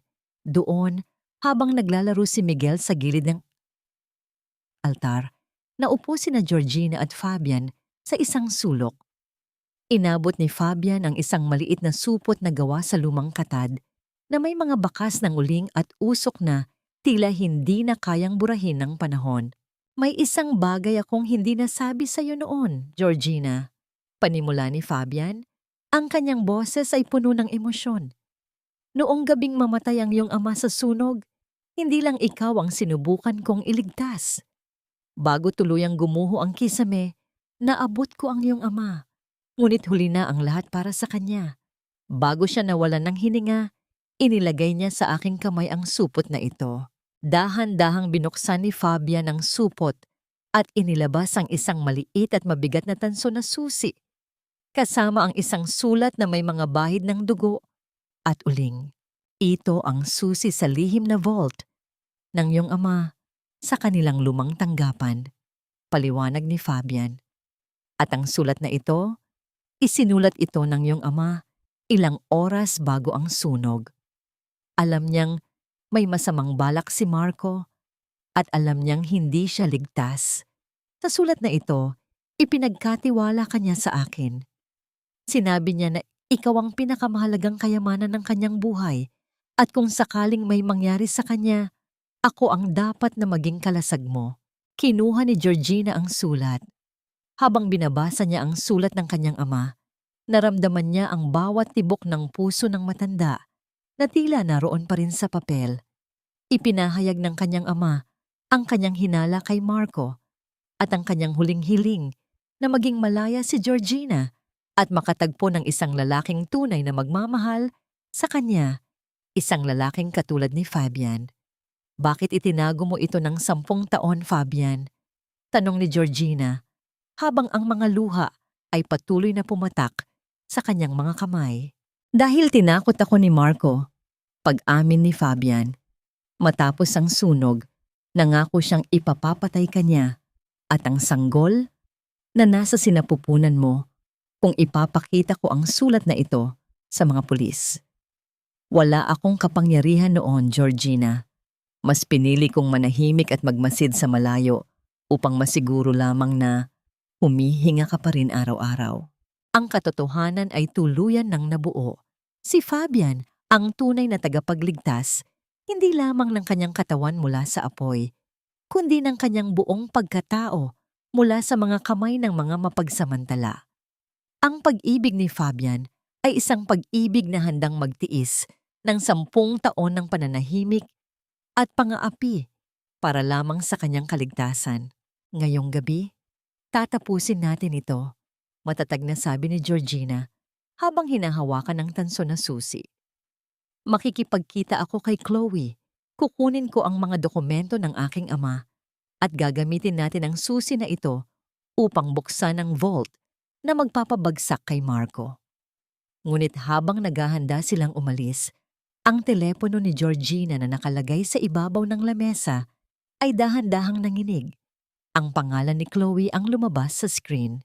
Mabilis na sinagot ni Georgina ang tawag, umaasang makukuha ang huling kumpirmasyon para sa kanilang pagkikita. Ngunit sa halip na boses ni Chloe, isang pamilyar at nakapaninigas ng dugong tawa ang pumutol sa katahimikan ng silid. Did you really think she would betray me, Georgina? Ang tinig ni Marco ay puno ng tagumpay at kasamaan. Nalaman ko ang tungkol sa inyong munting transaksyon. Si Chloe ay kasalukuyang nagpapahinga rito sa mansyon At baka hindi na siya magising sa susunod na umaga kung hindi mo dadalhin ang tansong susing iyon sa akin. At huwag mong isiping ligtas ang munti nating abogado. Kasama rin namin si Attorney Clara ngayon. Dalhin mo ang susi sa lumang bodega sa Laguna sa loob ng 2 oras o panoorin mo silang mamatay sa parehong paraan ng pagkamatay ng iyong ama. Hindi mo na ako mapapaikot muli, Marco. Gagamitin ko ang susing ito upang buksan ang pintuan ng iyong sariling impyerno. Ipinikit ni Georgina ang kanyang mga mata habang ibinababa ang telepono. Ang kanyang nanginginig na mga kamay ay dahan-dahang humigpit sa paligid ng tansong susi. Alam niyang kung susunod siya sa laro ni Marco at pupunta sa Laguna nang mag-isa, hihintayin lamang niya ang kanilang sabay-sabay na kamatayan. Upang talunin ang isang halimaw, kailangan niyang gamitin ang kanyang isip, hindi ang kanyang takot. Humarap siya kay Fabian na noon ay nakatitig sa kanya ng may handang lumabang mukha. Fabian, kailangan nating maghiwalay ng landas ngayong gabi. Pupunta ka sa Laguna kasama ang mga tapat na pulis na tinulungang kontakin ni Attorney Ramos. Alam mo ang bawat sulok ng bodegang iyon. Ikaw lang ang makapagliligtas kina Clara at Chloe. At paano ka, Georgina? Nag-aalalang tanong ni Fabian. Hindi kita maaaring iwanang mag-isa habang galit na galit si Marco. Pupunta ako sa Lumina Group. Matatag na sagot ni Georgina habang ang kanyang mga mata ay nag-aapoy sa determinasyon. Hawak ko ang susi sa lihim na vault ng Papa. Kung mabubuksan ko yon at maipapakita ang totoong diwas at kasulatan sa mga board members, mawawalan ng kapangyarihan si Marco sa kumpanya. At kapag wala na siyang pera, wala na rin siyang kakayahang magbayad sa mga korap na pulis. Niyakap siya ng mahigpit ni Fabian, isang mabilis, ngunit malalim na yakap na naglalaman ng pangako na gagawin nila ang lahat upang magkita silang muli ng ligtas. Pagkatapos, mabilis na umalis si Fabian upang isagawa ang kanilang plano.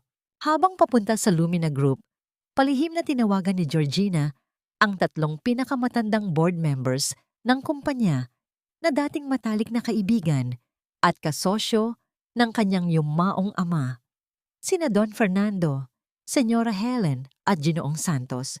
Sila ang mga taong matagal nang naiinis sa mayabang at walang kwentang pamumuno ni Marco, ngunit walang magawa dahil sa kawalan ng sapat na ebidensya. Tito Fernando, kailangan ninyo akong tulungan. Pakiusap ni Georgina sa telepono. Ang kanyang boses ay puno ng emosyon, ngunit may sapat na awtoridad. Hawak ko na ang huling testamento ng aking ama at ang ebidensya ng malaking nakawan ng pondo na ginagawa ni Marco. Magkita tayo sa lumang archive room sa pinakaibaba ng gusali ng Lumina ngayon din. Pakiusap, dalhin ninyo sina Tita Helen. Nang makarating si Georgina sa gusali ng Lumina Group, dumaan siya sa loading dock sa likod kung saan walang mga gwardiya na nagbabantay. Sa tulong ng kadiliman ng gabi, mabilis siyang nakarating sa lumang archive room na matagal nang hindi binubuksan. Pagkalipas ng ilang minuto, dahan-dahang bumukas ang pinto at pumasok sina Don Fernando, Senyora Helen at Ginoong Santos na may mga nag-aalalang muka. Georgina, anak, totoo ba ang lahat ng ito? Tanong ni Don Fernando habang mabilis na lumalapit sa kanya. Sabi ni Marco, ay nagkasakit ka sa utak at naglayas. Isang malaking kasinungalingan ang lahat ng sinabi niya, Tito. Sagot ni Georgina. Sabay lapit sa isang lumang painting ng kanyang ama na nakasabit sa pader ng silid. Dahan-dahang inurong ni Georgina ang painting at doon ay tumambad ang isang maliit na bakal na pintuan na may lumang kandado na gawa sa tanso. Ipinasok niya ang tansong susing ibinigay ni Fabian. Ang maliit na tunog ng metal na umiikot sa loob ng kandado ay bumasag sa katahimikan ng silid. Nang bumukas ang pinto ng vault, tumambad sa kanila ang mga orihinal na titulo ng lupa. Ang tunay na stock ledger na nagpapakita na si Georgina ang may-ari ng 60% ng kumpanya at ang ulat tungkol sa pagsasabotahe ni Marco Sa kumpanya bago pa man maganap ang sunog, nalaglag ang panga ni Ginoong Santos habang binabasa ang mga dokumento. Diyos ko, niloko tayong lahat ni Marco. Ang buong kumpanyang ito ay nakatayo sa ibabaw ng dugo ng iyong ama. Tutulungan ka namin, Georgina. Mariing pahayag ni Senyora Helen habang hinahawakan ang kamay ng babae. Ipapatawag ko ang isang emergency board meeting bukas ng umaga upang tuluyan ng patalsikin si Marco at iharap ang mga dokumentong ito sa korte. Nararamdaman ni Georgina ang isang malaking tagumpay. Ang kanyang mga kakampi ay muling nagtipon upang bawiin ang karangalan ng kanyang pamilya. Ngunit sa gitna ng kanilang pag-uusap, biglang nanginig ang telepono sa kanyang kamay. Ito ay tawag mula kay Fabian. Mabilis na sinagot ni Georgina ang tawag, habang ang kanyang puso ay tila gustong lumundag sa kanyang dibdib dahil sa matinding kaba.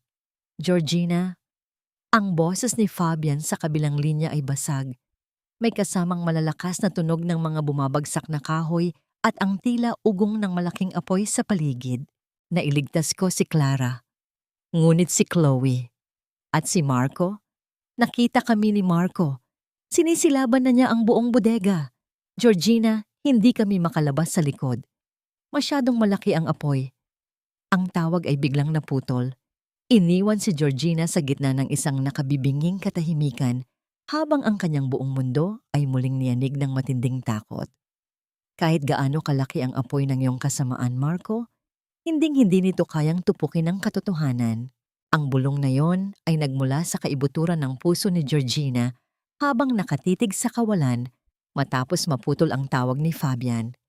Sa tulong ni Don Fernando at ng mga tapat na board members, mabilis silang tumawag ng mga bumbero at ng mga tapat na pulis mula sa probinsya upang sumugod sa nasusunog na bodega sa Laguna. Ang gabing iyon ay naging isang mahaba at madilim na pagsubok para kay Georgina, habang walang humpay siyang nagdarasal sa tabi ng natutulog niyang anak na si Miguel. Nang sumapit ang umaga, ang langit ng Maynila ay binalot ng makapal na ulap. Tila sumasabay sa mabigat na atmosfera sa loob ng gusali ng Lumina Group. Sa pangunahing boardroom ng kumpanya, nakaupo si Marco sa kabisera ng mahabang lamesang gawa sa mamahaling kahoy. Nakasuot siya ng isang mamahaling suit, walang bakas, ng kahit na anong dumi o usok mula sa nakaraang gabi. Sa kanyang tabi ay nakaupo si Doña Imelda na mayabang na nakangiti sa mga banyagang investors na nakahanda ng pumirma sa bilyong kontrata. Naniniwala si Marco na matagumpay niyang natupok sa apoy si Fabian, si Clara, si Chloe at ang lahat ng ebidensya laban sa kanya. Ito ang simula ng bagong panahon para sa Lumina Group. Nakangiting pahayag ni Marco sa harap ng mga banyagang mamumuhunan habang dahan-dahang hinahawakan ang gintong panulat. Ang kasunduang ito ay patunay na ang kumpanya ay nasa ilalim ng tamang pamumuno. Ngunit bago pa man dumampi ang dulo ng panulat sa papel, ang malalaking pinto ng boardroom ay marahas na bumukas, na lumikha ng isang malakas na tunog na umalingaw-ngaw sa buong silid. Napatigil si Marco. Ang kanyang nangiti ay biglang napawi nang makita ang pumasok na panauhin. Si Georgina, nakatayo siya ng tuwid, hawak ang mga orihinal na dokumento mula sa lihim na vault ng kanyang ama. Ngunit hindi siya nag-iisa. Sa kanyang likod ay pumasok sina Don Fernando, Senyora Helen at Ginoong Santos, kasama ang ilang matataas na opisyal ng pambansang pulisya. At ang pinakamalaking nakagugulat para kay Marco, mula sa likod ng mga pulis ay lumabas si Fabian na may mga bakas ng uling sa kanyang muka at may benda sa kanyang kanang kamay. Kasama si Attorney Clara at si Chloe na bagaman may mga galos sa balat ay nag-aapoy ang mga mata sa galit. Paanong buhay kayo? Bulong ni Marco, habang ang kanyang mukha ay unting nawawalan ng kulay. Ang panulat sa kanyang kamay ay dahan-dahang nadulas at bumagsak sa lamesa. Napapatayo si Doña Imelda, nanginginig ang mga kamay habang itinuturo si Georgina.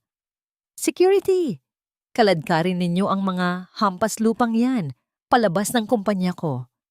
Walang aalis dito, Doña Imelda. Malamig na pautos ni Don Fernando. Ang buong board of directors ay nagtipon ngayong umaga upang ihayag na si Marco ay opisyal ng tinanggal bilang CEO ng Lumina Group dahil sa kasong falsification of documents, fraud, at tangkang pagpatay. Humarap si Georgina sa mga banyagang investors na ngayon ay naguguluhan at nagsisimula ng magbulungan.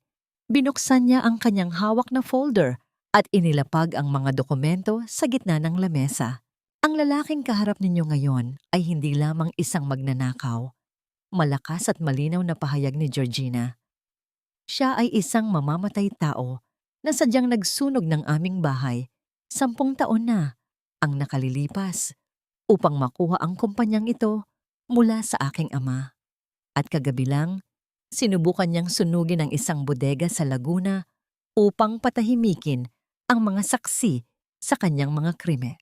Kasandungalyan iyan, sigaw ni Marco habang pilit na kinukuha ang mga papel upang sirain ang mga ito, ngunit mabilis siyang hinawakan sa magkabilang balikat ng 2 matitipunong pulis. Lumapit si Chloe, hawak ang kanyang nasunog na bag na naglalaman ng mga kopya ng transaksyon sa offshore accounts ni Marco. May ebidensya ako, Marco. Pinagkatiwalaan kita, pero balak mo kaming patayin ni Clara kagabi. Ako mismo ang magpapatunay sa korte na ikaw ang nag-utos na sunugin ang bodega. Ang mga banyagang investors ay dahan-dahang tumayo, kinuha ang kanilang mga gamit, at isa-isang lumabas ng boardroom nang may mga mukha ng matinding pandidiri kay Marco. Tapos ka na, Marco? Sabi ni Fabian, habang dahan-dahang lumalapit sa tabi ni Georgina upang magsilbing kalasag nito. Ang katotohanan ay tuluyan ng lumabas. Nang makita ni Marco na wala na siyang matatatakbuhan, ang kanyang mga mata ay binalot ng matinding kabaliwan. Sa isang iglap, marahas niyang itinulak ang isa sa mga pulis at mabilis na kinuha ang isang matalim na bubog mula sa nabasag na baso ng wine sa ibabaw ng lamesa. Mabilis siyang sumugod patungo sa direksyon ni Georgina. Hawak ang bubog at may nakatatakot na sigaw ng galit sa kanyang mukha. Ang kamay na dating ginamit mo para magnakaw ng pangarap, ngayon ay nakakadena na sa sarili mong kasamaan. Bago pa man tuluyang madampian ng matalim na bubog, ang balat ni Georgina, isang mabilis at matatag na katawan ang humarang sa kanyang harap. Si Fabian. Walang pag-aalinlangan nitong sinalag ang bisig ni Marco, dahilan upang ang bubog ay dumiit sa kanyang sariling balikat na nag-iwan ng isang mababaw na sugat. Sa parehong sandali, mabilis na kumilos ang mga opisyal ng pulisya. Marahas nilang pinilipit ang mga kamay ni Marco pabalik at itinulak ito sa sahig, dahilan upang mabitawan nito ang hawak na bubog. Ang tunog ng bakal na posas na dahan-dahang sumasara sa mga pulso ni Marco ay tila naging huling hatol sa kanyang mahabang panahon ng kasamaan. Pakawalan ninyo ako. Akin ang Lumina. Akin ang lahat ng ito. Ang sigaw ni Marco ay puno ng matinding kabaliwan habang pilit na nagpupumiglas sa sahig ng boardroom, ngunit mas lalo lamang siyang hinigpitan ng mga pulis. Marco, anak ko! Mabilis na lumapit si Doña Imelda. Ngunit bago pa man niya mayakap ang anak, isang pulis ang humarang sa kanyang daan at naglabas din ng isa pang posas. Doña Imelda, kasama po kayo sa mga aarestuhin dahil sa pakikipagsabuatan sa pagtatago ng krimen at illegal transfer of assets. Malamig na pahayag ng opisyal. Ang mukha ni Doña Imelda na dating puno ng karangyaan at kayabangan ay biglang binalot ng matinding takot at kahihiyan. Ang kanyang mamahaling tsaa na kanina lang ay hawak niya ay dahan-dahang nadulas at bumagsak sa sahig, natapon ang likido sa kanyang mamahaling sapatos, isang simbolo ng kanyang tuluyang pagbagsak mula sa pedestal ng kapangyarihan.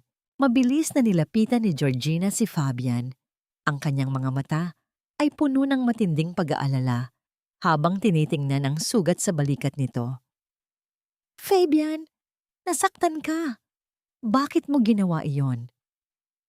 Isang banayad na ngiti ang sumilay sa mga labi ni Fabian sa kabila ng hapdi ng kanyang sugat. Sabi ko sa iyo, Georgina, ako ang magiging kalasag mo.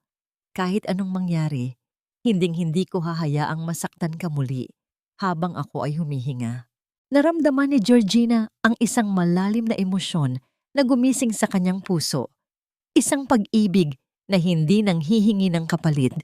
Isang katapatan na napatunayan na sa gitna ng apoy at ngayon ay sa harap ng panganib.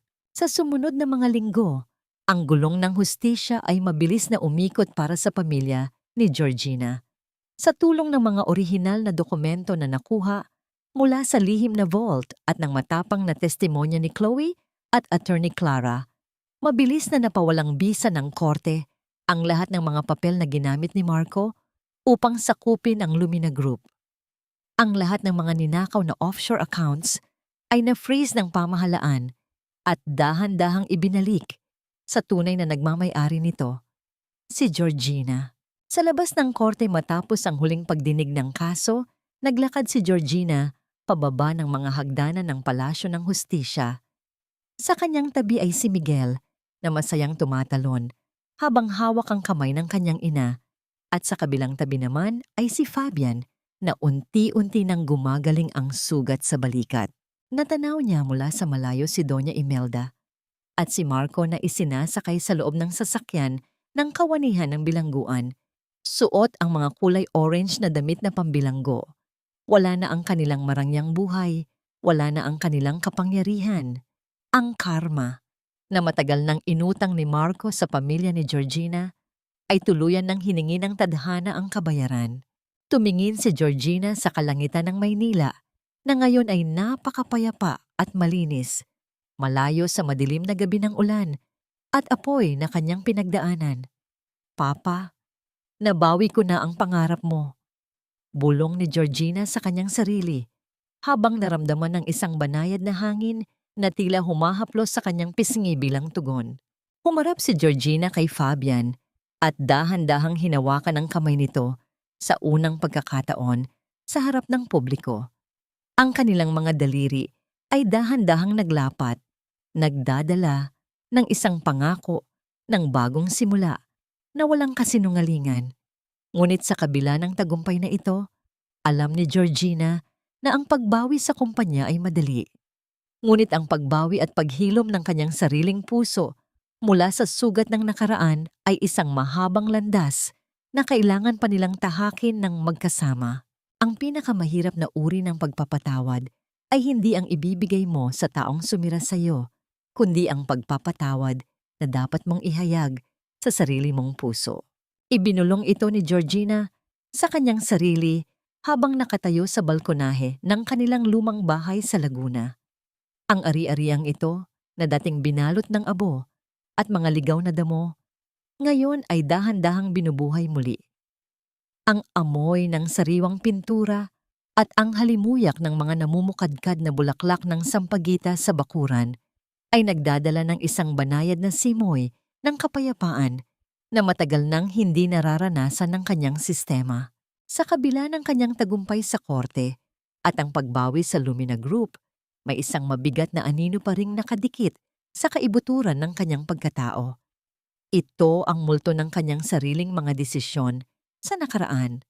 Ang matinding pagsisisi na hinayaan niyang mabulag siya ng pag-ibig kay Marco na naging dahilan ng pagkawala ng kanyang ama at ang muntik ng kapahamakan ng kanyang anak. Dahan-dahang lumapit si Fabian mula sa kusina. May dalang 2 tasa ng mainit na tsokolate. Inilapag niya ang mga ito sa ibabaw ng maliit na mesang kahoy bago umupo sa tabi ni Georgina. Pinagmasdan niya ang malungkot na mukha ng babae. Alam ang bawat lihim na storm sa loob ng isipan nito. Masyadong malalim ang iniisip mo, Georgina. Malumanay na untag ni Fabian. Isang mabigat na buntong hininga ang kumawala kay Georgina. Naisip ko lang si Papa Fabian. 10 taon kong hinayaan ang sarili kong maniwala sa isang mamamatay tao. Binigyan ko si Marco ng kapangyarihang sirain ang lahat ng pinaghirapan ng Papa. Pakiramdam ko, ako ang naging dahilan ng sarili kong impyerno. Lumapit pa ng kaunti si Fabian. Dahan-dahan niyang inabot ang malamig na kamay ni Georgina at binalot ito sa pagitan ng kanyang matitigas ngunit mainit na mga palad. Ang haplos na yon ay puno ng pag-unawa. Walang anumang panghuhusga. Tanging ang pagnanais na magsilbing silungan ng isang napagod na puso. Huwag mong parusahan ang sarili mo sa mga kasalanang hindi mo naman ginusto, Georgina, wika ni Fabian, habang ang kanyang mga mata ay nakatitig ng may labis na katapatan. Ang magtiwala at magmahal ay hindi isang kasalanan. Patunay iyon na dalisay ang puso mo. Ang totoong may kasalanan ay ang taong gumamit ng kabutihan mo para sa sarili niyang interes. Ngayong gabi, bitawan mo na ang bigat na yan. Karapat-dapat kang lumaya. Ang mga salita ni Fabian ay tila isang banayad na gamot na nagpahupa sa hapdi ng kanyang mga sugat. Tiningnan ni Georgina ang mukha ni Fabian, ang lalaking nagtiis ng maraming taon ng pang-aapi, ang lalaking pumasok sa nagbabagang apoy para sa kanya, at ang lalaking nanatiling tapat sa likod ng mga anino. Sa unang pagkakataon matapos ang maraming taon ng pangamba, hinayaan ni Georgina na kusang bumukas ang kanyang puso. Dahan-dahan niyang inihilig ang kanyang ulo sa balikat ni Fabian. Naramdaman niya ang marahang pag-akbay ni Fabian sa kanyang likod habang ang kanilang mga kamay ay nananatiling magkahawak ng mahigpit. Walang mga salitang kailangan. Ang katahimikan ng gabi ay sapat na upang ipahayag ang kanilang nagkakaisang damdamin. Mula sa bakuran, narinig nila ang masayang tawa ng munting si Miguel na naglalaro kasama ang kanilang aso sa ilalim ng maliwanag na buwan. Lumapit ang bata sa kanila. May dalang isang maliit na dilaw na bulaklak na pinitas mula sa hardin at maingat na inilagay ito sa buhok ng kanyang ina. Para maging mas maganda ka pa po, Mama. Nakangiting sabi ni Miguel bago yumakap sa binti ng dalawa. Niyakap ni na Georgina at Fabian si Miguel ng sabay. Sa sandaling iyon, naramdaman ni Georgina na ang bawat retaso ng kanyang buhay na winasak ng bagyo ay dahan-dahang nabuo muli. Ang paghilom ay hindi nangyayari sa isang gabi, ngunit alam niyang sa bawat hakbang patungo sa bukas, hindi na siya mag-iisa. Ang langit sa itaas ay napuno ng nagniningning na mga bituin. Tila nagbibigay ng basbas sa isang bagong simula na itinayo mula sa dalisay na pag-ibig at pagpapatawad. Lumipas ang 2 taon na tila isang banayad na agos ng ilog, dahan-dahang tinatangay ang mga huling bakas ng nagdaang bagyo. Sa loob ng opisina ng CEO ng Lumina Group, ang pader na dating malamig at puno ng mga artipisyal na parangal ay napalitan na ng mga kwadro ng mga larawang may totoong nangiti. Ang masayang mukha ni Miguel habang naglalaro sa dalampasigan at ang larawan ng muling pagbubukas ng lumang bodega sa Laguna na ngayon ay isa ng ganap na sentro ng sining at disenyo. Iniligpit ni Georgina ang kanyang mga huling dokumento sa ibabaw ng lamesa. Nakasuot siya ng isang simpleng asul na blusa, ang kanyang mukha ay maliwanag at walang bakas ng matinding pagod na dati niyang laging dala. Sa kanyang tabi, dahan-dahang pumasok si Fabian, may hawak na maliit na sketchpad at may banayad na ngiti sa kanyang mga labi. "Handa ka na bang umuwi, Georgina?" tanong ni Fabian, habang ang kanyang tinig ay laging nagdadalala ng kapayapaan sa kanyang pandinig. "Oo, handa na ako." Nakangiting sagot ni Georgina sabay kuha ng kanyang bag. "Nasaan si Miguel?" "Nasa ibaba na siya, kasama si Attorney Clara. Masayang-masaya dahil ipinangako nating kakain tayo ng paborito niyang sorbetes ngayon," sagot ni Fabian habang dahan-dahang iniaabot ang kanyang kamay upang hawakan ang kamay ni Georgina. Habang naglalakad sila pababa ng gusali, naisip ni Georgina ang tungkol sa liham na natanggap niya mula sa abogado ni Marco kamakailan lamang. Humihingi ito ng tawad at nagmamakaawa para sa pagpapagaan ng kanyang parusa sa loob ng kulungan.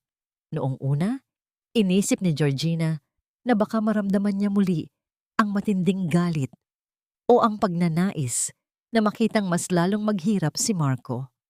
Ngunit sa pagkakataong ito, Wala siyang naramdaman, kundi isang malalim na kawalan ng pakiramdam. Napagtanto ni Georgina na ang tunay na pagpapatawad ay hindi nangangahulugang ibabalik mo ang tiwala sa taong sumira sa iyo. Ang tunay na pagpapatawad ay ang pagpapasya na bitawan ng puot upang hindi na nito masunog ang sarili mong bukas. Pinatawad niya si Marco hindi dahil karapat-dapat ito sa kapatawaran, kundi dahil karapat-dapat ang kanyang sariling puso at ang kanyang anak sa isang buhay na malaya sa anino ng galit. Salamat sa paggabay sa akin patungo sa liwanag, Fabian. Bulong ni Georgina habang nakatitig sa papalubog na araw na nagbibigay ng gintong kulay sa mga gusali ng Maynila. Hindi kita ginabayan, Georgina, tugon ni Fabian. Sabay pisil sa kanyang kamay. Ikaw ang dumaan sa dilim gamit ang sarili mong lakas. Ako ay nanatili lamang sa tabi mo upang siguraduhing may hawak sa kamay mo kapag napapagod ka na.